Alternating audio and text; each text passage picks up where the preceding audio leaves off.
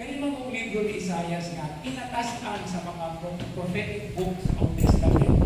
Adunay sa isip ka Isaias ka mga kapitulo. Nagibahin kini sa tulo. No? Ang una na bahin, nga mao ang sinulat sa tao nga si Isaias, sa propeta nga si Isaias. Kapitulo 1 na siguro natin. Now, ang kapitulo 40 nga ito sa 35, sinulat ni siya o usa ka na dili siya si Isaias mismo nga propeta, kundi disipulo ni propeta Isaias. Unya isulat niya during the exile dito sa Babylonia. Napag ikatulo nga Isaias, like to Isaiah or third Isaiah, 50 Isaias nato sa 60 Isaias, na post-exilic, na sinulat sa usay gihapon ka dinunan ni propeta Isaias na nagdala sa iyang espiritu o sa iyang mensahe. Apan wala niya gipahagi ila yang ngalan, kundi ang ngalan ni propeta Isaias ay gidala o ginihuman na sa exile. Kato nang pag-abot nila balik sa Jerusalem, na itungod na po ang ikaduhang templo, gikan sa templo nga guba tungod sa mga Babylonians. So kining atong unang pagbasa, gikan ito sa Deutero Isaiah. Meaning to say, ginulat kini panahon sa exile, pag-higlig. And the message of Deutero Isaiah is always hope. No? It begins in chapter 40 with comfort my people. Okay? Kung sa may comfort, hupaya. Diba? Kung ako ang murag in English na hupaya, diba? Hupaya. Ibang katawan. Kung di mo kayo katawan. Hupayon is comfort my people.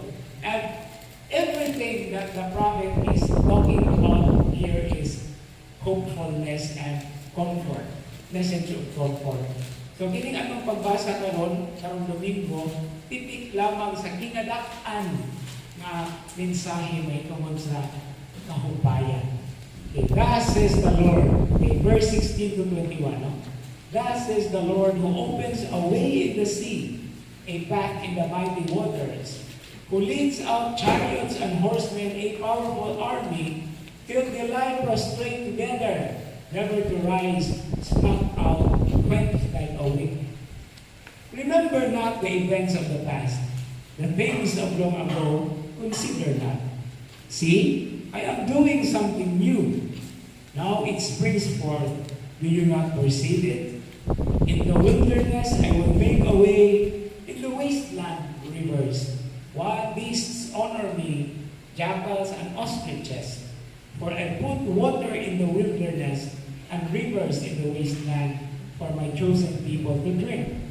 The people whom I formed for myself, that they might become my praise. So, unsa may gilarawan ni propeta Isaias? Una sa tanan, nibalik lang tao siya sa Exodus. No? Katong isgutan sa unang ibilang ng mga bersikulo. No? Verses 16 and 17. Actually, apil pang 18 anak. No? I will make a way into the sea.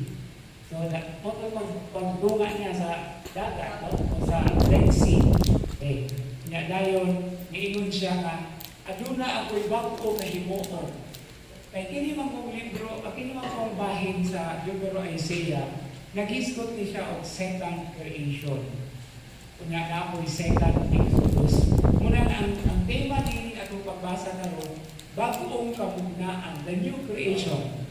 Ang mga uga ng mga yuta, makamatong katubigan. No?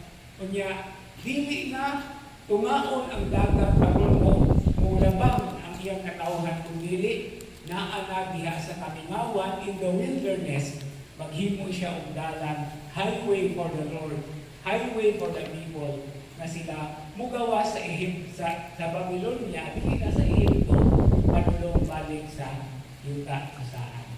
No? So muna yung itawag og second creation of second Exodus.